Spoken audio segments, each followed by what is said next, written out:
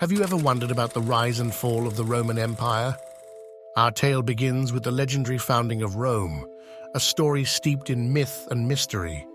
Twin brothers Romulus and Remus, sons of the war god Mars, were abandoned as infants, only to be saved by a she-wolf. As they grew, they decided to build a city, yet a quarrel over the city's location led Romulus to slay his brother, and thus, in 753 BC, Rome was born, named after its first king, Romulus. After Romulus, 6 more kings ruled the city, each contributing to its growth, from numerous religious institutions to Servius Tullius's social and political reforms, and lastly to the infamous Tarquin the Proud, whose tyranny led to his expulsion and the end of the monarchy.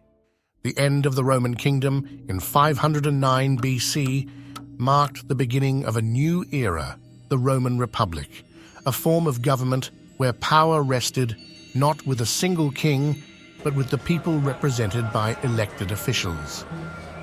The heart of the Roman Republic was the Senate. This was a council of elder statesmen or senators who were appointed for life.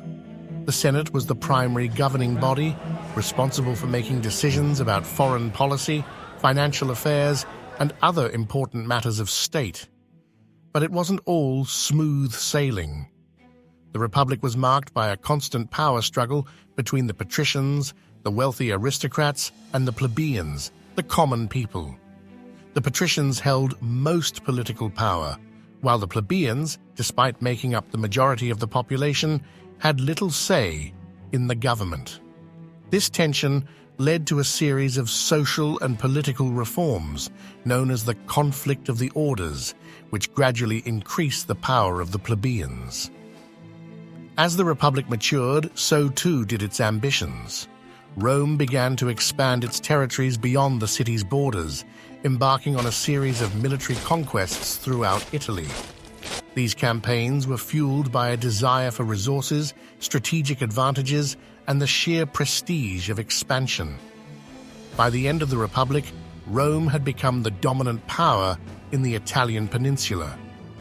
Yet the Republic's success became its downfall.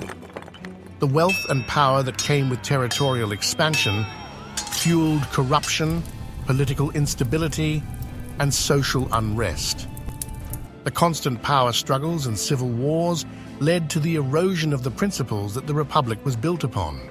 And so, the Roman Republic, built on the ideals of shared power and representation, began to crumble. It was a time of great achievement, and yet it was a time of great conflict.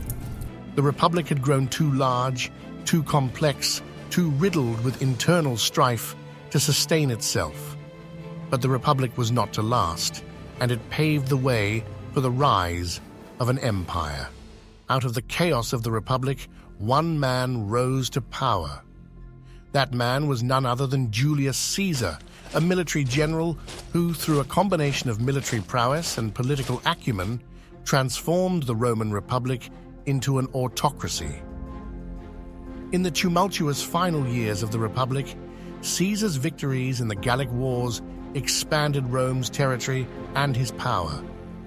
As he gained popularity among the common people, the Senate grew wary.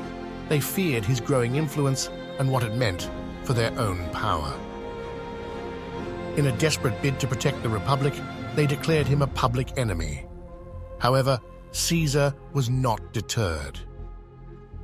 He crossed the Rubicon, a small river marking the boundary of his province, in direct violation of Roman law, sparking civil war.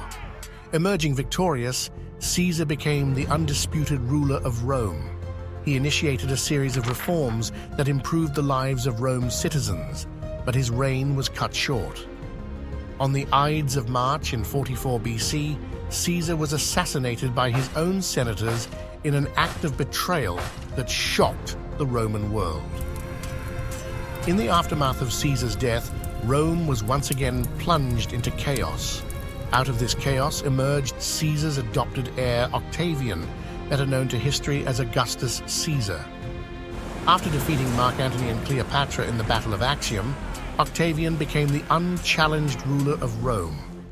He was granted the title of Augustus by the Senate, a term signifying reverence and honor, marking the end of the Roman Republic and the beginning of the Roman Empire in 27 BC.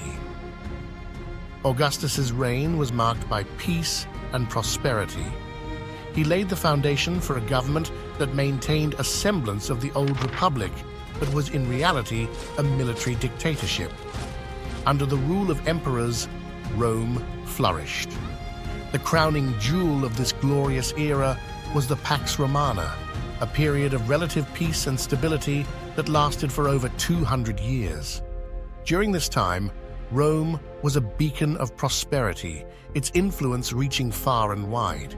The Pax Romana, meaning Roman peace, was a time when the empire experienced a remarkable period of tranquility, unlike the frequent wars and conflicts that characterized much of Rome's history.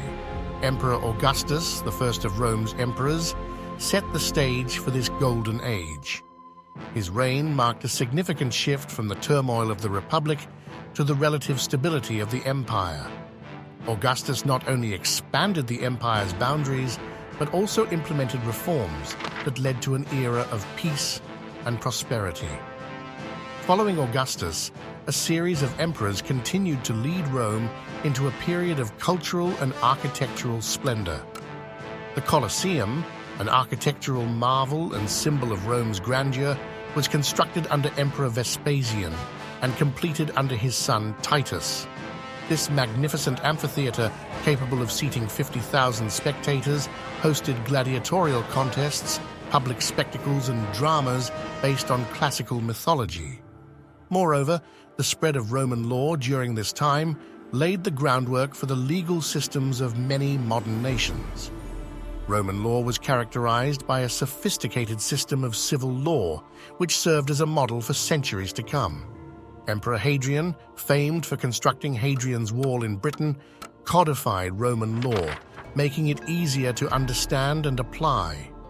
This helped maintain peace and order throughout the empire, contributing significantly to the Pax Romana. Yet it was not just the peace and prosperity that made this era golden, and it was the advancements in architecture, the evolution of law, the spread of Roman culture, and the sense of shared identity that truly marked this period as the zenith of the Roman Empire.